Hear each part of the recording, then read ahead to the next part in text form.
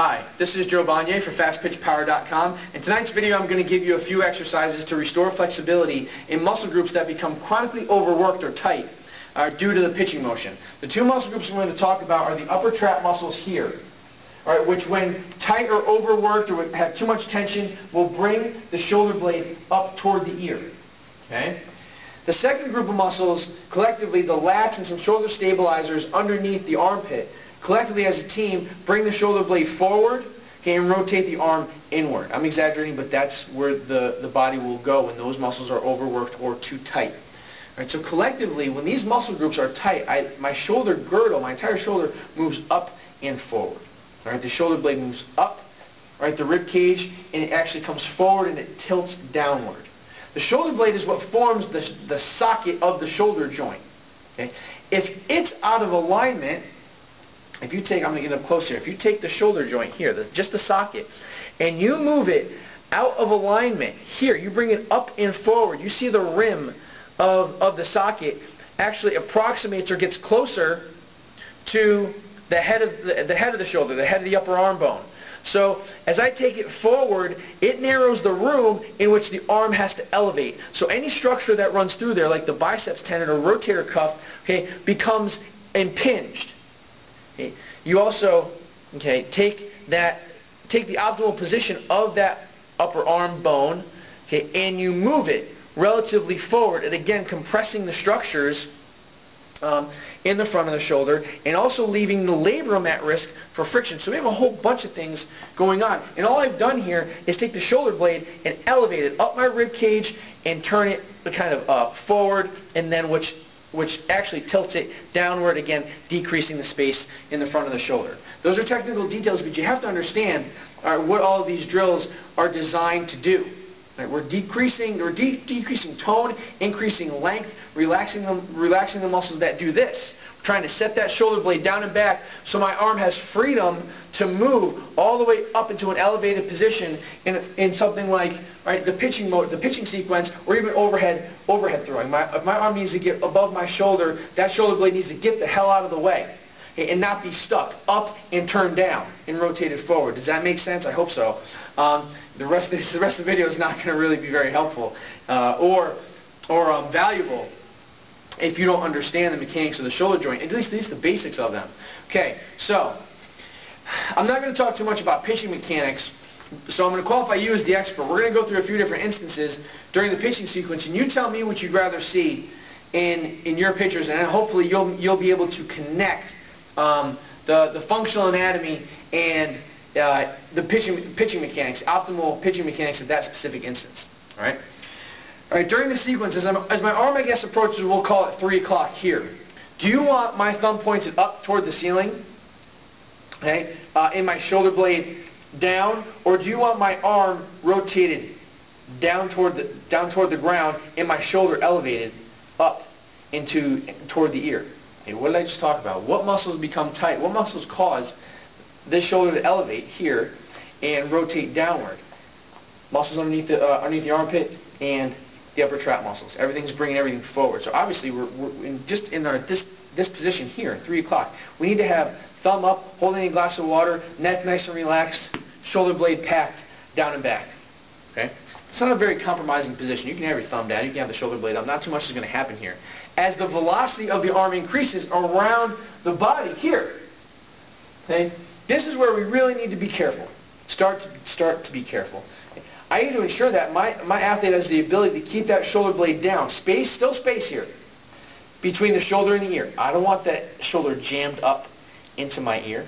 Okay? I don't want the arm rotated this way as it comes up here. You see a lot of this, thumb pointing towards home plate, right, shoulder up into the ear. I still need that arm rotated, the thumb rotated away from home plate, the shoulder blade screwed back and down to give room in the front of the shoulder. Like I said, take the shoulder blade, rotate it, pack it back and down to allow the shoulder to elevate overhead and to not impinge those structures in the front of the shoulder. Okay, I hope this is all making sense. Right, maybe you just need to fast forward to the end of the video to see the exercises. Next instance.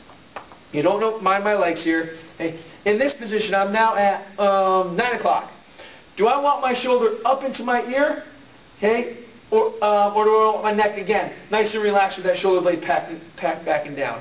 Do I want my arm bent, thumb rotated down here? This looks like I'm not even doing anything. It looks like I'm about to muscle the pitch instead of being nice and relaxed. Again, from behind, holding a glass of water, neck nice and relaxed, neck, head stacked over my shoulders, over my pelvis. What happens when I rotate my shoulder blades up? Okay, my head pops forward, my butt shoots back a little bit just to maintain balance, just to maintain my center of gravity. Everything has to adjust above and below. All right, instead of saying, pack, nice, stacked, head, shoulders, pelvis, take my shoulder blades forward, here. Everything has to adjust. I rotate at the same time my thumb rotates down. I'm in a stressful position for the front of my shoulder, again, because I'm decreasing that space due to the position of the shoulder blade. All right, and as you can see, everything is actually connected. So if I'm tight here, okay, I'm going to have a hard time getting my arm in an optimal length to deliver the ball. It's not going to be all the way straight. Okay, we know this, but we don't want it bent and thumb rotated down, decreasing the length of that arm. It's going to decrease speed. So there has to be an optimal length. There has to be an optimal amount of relaxation. And obviously, all right, your runway and your follow-through depends on how stacked you can maintain your torso, your pelvis, your shoulders, and your head. And that is determined by a variety of things, but as much so as the shoulder blades popping forward. Maintenance of that stability and that alignment is super, super important. You can see how this shoulder position from an angle here again is going to affect the rotation of my hands. How many times do you see a girl with the glove pointed down, the head forward, and the thumb down? Okay, and I'm only at 9 o'clock. I need to be here. Shoulder blades set back and down with a nice long neck. Get to the exercises. I'm sorry. I'm sorry for ranting. But this stuff is very, very important to connect these things, to build that language with your athletes, to be able to go both ways a little bit, to kind of kick the foul line in as a strength coach and say, I know a little bit about what you're trying to accomplish on the dirt, so to speak. All right? So, what do we have to do? We have to really be aggressive in loosening up these muscles and these muscles up here. I have my squat rack. Okay, you can use a wall. You're just going to have to limit the variations of this exercise. You're going to find a big chunk of meat above your shoulder. It's going to be tender. It's going to be sensitive. You're going to put I have a lacrosse ball, and a tennis ball works fine, but a lacrosse ball has a little bit more friction. It's a little bit stickier, so it stays in place a little bit better during exercises like this. And you're going to stuff that lacrosse ball into the upper track. You're just going to press your body weight into the ball, kind of trying to release that muscle. From here, you can move your arm nice and gently up and down, okay, as that muscle is pinned, or you can move your head side to side, okay, and up and down. I mean, you can do both sides. I recommend that you do both sides for balance. How much time do you want to spend? 2 minutes, 5 minutes, divided up into a couple sets, 30 seconds to a minute. Okay, easy, gentle. This, do not be too aggressive with this. Progressively build your tolerance, because you will be sensitive, but you will feel that muscle relax and become a little bit more supple, which is the goal. Okay, so that's really, and this muscle is really hard to stretch, and hard to loosen up yourself. And it's a muscle that carries a lot of tension throughout the day. If you're a young athlete, you got carrying a backpack, just bad posture. We tend to be up and forward, so these muscles kind of can become overworked with too much tone. Next, the lat muscles. Really simple stretch. Normally, we want to massage muscles or use self-massage strategies before we stretch muscles. I'm going to show you an exercise with the foam roll at the end of this video, but for the purpose of using the squat rack, I don't want to go back and forth. So I'll just show you the stretch first. Okay, simple lat stretch. Get on something that's not going to move. It does not matter what it is, a fence, something in your house. Okay, I have my squat rack here, and all you're going to do is with that arm elevated and the thumb up, okay, in a good position, so this muscle has to be maximally lengthened. You're just going to sit back, okay, get your feet close together, and then lean to the side of the arm that you're stretching. Okay, so in this position, I'm going to stick my butt back, thumb up, and shift my butt to the right. And I'll feel a big stretch. You'll feel a big stretch all the way down into your arm, hopefully releasing that tissue. How many times? All right, at least 4 sets of 30 seconds per arm. At least 4 sets of 30-second holds. That is after a pitching lesson, a game, or on an off day, okay, for dedicated flexibility work. All right, for a warm-up, you're going to want shorter holds combined with more active exercises, core exercises, or warm-up exercises to prepare your body. But after, as a cool down, minimum 4 sets of 30 seconds to create any kind of transferable change in that muscle's length and tone. Okay, I'm going to head over to the turf and show you the massage strategy to get into those muscles and knead them out a little bit better. With a foam roller, all right, which I recommend. If you don't have one now, you go out and purchase one. You can use our store. You can go to one of these department sporting goods stores and find them nowadays. You can go online, Google foam roller, and you'll get plenty of hits. Okay, buy one. Dads, use these if you got back pain. Moms, use these if you got knee pain and back pain. All right, go. I've posted total body foam roller routines. I'm going to give you the most valuable exercise to release in this video to release. All right, these muscles right here. You're going to get on the foam roll. Okay, you want to be about 3 inches underneath your armpit to start. From here, you're just going to turn your body in toward the foam roll and then open up. Again, palm is rotated toward the ceiling, not turned down. Opening up and closing. You can move down your body, do the same thing. The lat muscle is enormous. It attaches from your shoulder all the way down into your lower back.